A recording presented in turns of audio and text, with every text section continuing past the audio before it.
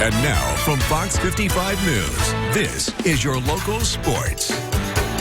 Hey, good evening, everyone. Well, it's not every day you get to play for a spot in the state finals, but Carroll, Norwell, and Northfield girls basketball all earned chances to do just that on Saturday. Between the three programs, just one state championship game appearance came all the way back in 1977, and just goes to show you how few and far between these opportunities can be. Carroll trying to take full advantage of theirs. 6th-ranked Chargers making their first semi-state appearance since 1998, taking on number 2 Crown Point, and it was the Chargers throwing the first punch. Already up 1, Sanaya Jackson, ringer up for a corner 3.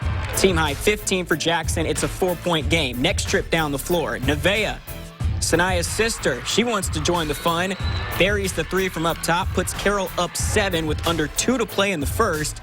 But Crown Point would go on an 8-0 run to close the quarter, capped by this half-court heave from Jessica Carruthers.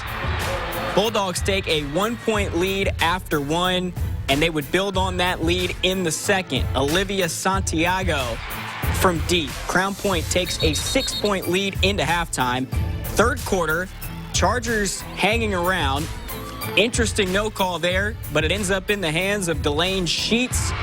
She knocks down the 3 ball. She had 11. It's a 2-point game, but pretty much all Bulldogs from there. Fourth quarter, Lily Stoddard, 2 of the Purdue commits, 12, makes it a 10-point game. And then it's Carruthers, one of the best scorers in the state, averaging 23 a game. She had a game-high 28 in this one, as Crown Point ends Carroll's season in semi-state, 62-46, the final. I thought the girls played their hearts out, and you got to give credit to Crown Point. They made some tough shots, and I told the girls, I said, you have nothing to be ashamed about, because 1, look at the year that you had, and 2, look how you played today. You gave everything you had. You played hard. Not one time we could say you didn't go out there and gave everything you had. They said, as a player, that's all you can ask, and that's what they were able to do. And as a coach, I was proud of each one of them. I really enjoyed, what these girls did over the years. They set all kinds of records. We won a regional. You can't ask for a better group of girls to coach than this group I had this year. And I have a feeling they'll be back in the near future as well. Chargers finished the year 25-3 with an SAC sectional and regional title. Staying at LaPorte, the early game, Class 3A semi-state between 6th-ranked Norwell and 8th-ranked South Bend, Washington. Panthers were quick to pounce in this one. Rashonda Jones picks off the errant pass from Lauren Bales, takes it back the other way for the bucket. 12 of her 16 points coming in the first half. Washington up 12.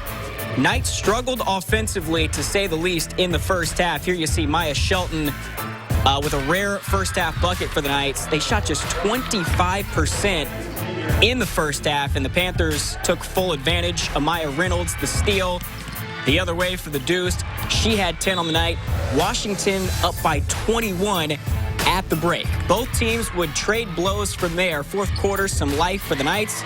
Kaylee Filling, 2 of her 10. It's down to 18. Then off the turnover, Shelton, she finished with a team-high 16 points, but just too little too late. Mila Reynolds puts this game away down the stretch. 14 of her game-high 17 points coming in the second half, as Norwell's season comes to a close with a 61-40 loss. It's hard to think about all the things these girls have accomplished just because it hurts so much right now. Really wanted it for this group. They played a great second half, played them dead even, but ultimately our lack of shot making and our live turnovers that led to transition points for them just became too much in the end. Special group. Honored to be their coach. So proud of them. This team was a great team to kind of build up over 4 years, and all the accomplishments from conference to sectionals to regionals was all great to be a part of and to experience together. This team just kind of hit home, just like a family. Special senior class. They'll be remembered for a long time. They finished the year with a 23-6 record as Norwell Conference, Sectional, and Regional champs. In Class 1A, Northfield back on the semi-state stage for the second time in 3 seasons. Norse hoping for a different result this time as they take on Pioneer. And after falling into a bit of a hole early, Northfield got hot midway through the first half. You saw Emma Hoover with 3 of her team-high 13. A few minutes later, off the offensive rebound, Kyra Kennedy kicks out to a wide-open Kinsey Bear. She drops home the jumper. Norse up 12 early in the second quarter. Pioneer, though, able to cut the deficit to 5 before halftime. And then in the third quarter, beautiful move by Ashlyn Brooke. Off the window, ties the game at 43 apiece. Northfield with an answer on the other end. Back cut, Kirsten Stout. The Trine signee had a dozen on the day. Norse take a 3-point lead to the fourth quarter, but the Panthers put their foot on the gas in the final frame. Olivia Brooke, she pretty much took this game over. 19 points and 17 rebounds for Brooke. That last bucket puts Pioneer in front with just over 7 minutes to play, and they would roll from there. Panthers outscored the Norse 26-7 in the fourth quarter. Pioneers moving on to state for a second straight year. 70-54 your final. Northfield season comes to an end.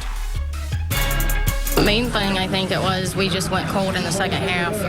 Couldn't hit free throws, couldn't hit, shots that we normally hit, and that happens. And I wish it wouldn't have happened this second half, but it happens. And I'm super proud of how the girls played. They played an awesome first half. This is the opportunity that many teams don't get, many players don't get, and I'm just glad the girls got to do that.